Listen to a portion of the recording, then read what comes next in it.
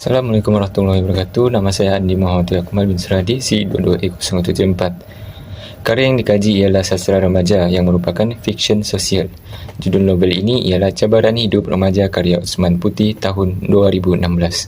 Buku ini menceritakan tentang sekumpulan remaja menghadapi cabaran di sekolah berasrama penuh. Komurik dan Masanggil, pelajar yang merupakan pelajar tajaan Yayasan Pelajaran Sabah, berkawan dengan Akil dan Farida dari Semenanjung. Konflik ini bermula apabila Zainal meminati Farida, tetapi Farida menyukai Masanggil meskipun mengetahui masalah disiplinnya. Cemburu Zainal menuduh Farida dan Masanggil menimbulkan ketegangan dalam persahabatan mereka. Objektif kajian yang pertama adalah mengenal pasti kecerdasan emosi pada watak-watak yang terdapat dalam novel Cabaran Hidup Remaja karya Usman Putih. Dan objektif kedua ialah menganalisis kecerdasan emosi yang terdapat pada watak-watak dalam teks kajian. Saya menggunakan teori kecerdasan emosi yang diperkenalkan pada tahun 1995 oleh Daniel Goleman. Teori ini mempunyai 3 komponen, iaitu kesedaran peribadi, kesedaran sosial dan kesedaran rohani.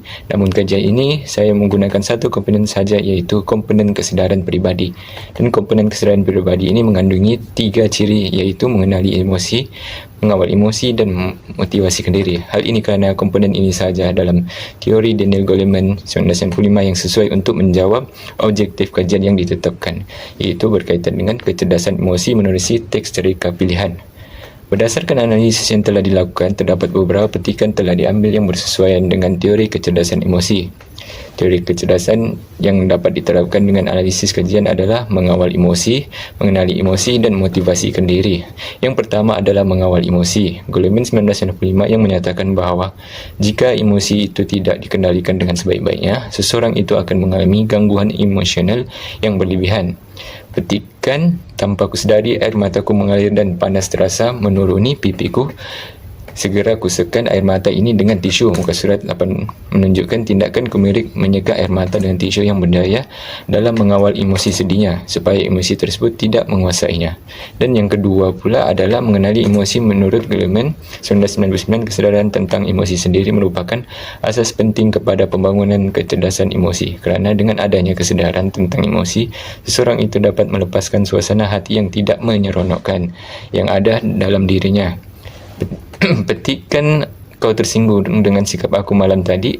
Tanya aku seraya memberanikan diri menentang pandangan Masanggil. Muka surat 77 menunjukkan emosi utama dalam petikan watak Farida ini ialah rasa bersalah, kebimbangan dan keberanian yang menunjukkan watak cuba memulihkan hubungan dan menyelesaikan situasi dengan kejujuran dan rasa tanggungjawab.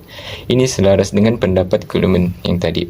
Ketiga pula ialah motivasi kendiri. Menurut Goleman 1999, motivasi kendiri merujuk kepada kecenderungan emosi dalam membimbing atau memudahkan seseorang untuk mencapai suatu matlamat. Seseorang yang ingin mencapai matlamat akan mendorong dirinya berusaha untuk bersungguh-sungguh dalam mencapai perkara yang dihajati. Petikan, walaupun sedih akan kubuktikan betapa aku boleh menjadi pelajar yang terbaik dan penting di sekolah ini. Akan kutebus namaku yang sudah cacat sewaktu belajar di Sungai Petani dulu. Muka surat 29.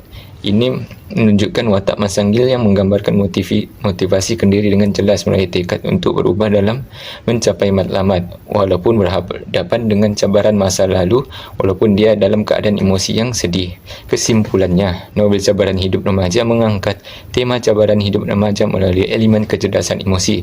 Novel ini menekankan kepentingan memahami dan mengurus emosi dalam membina hubungan sosial yang baik.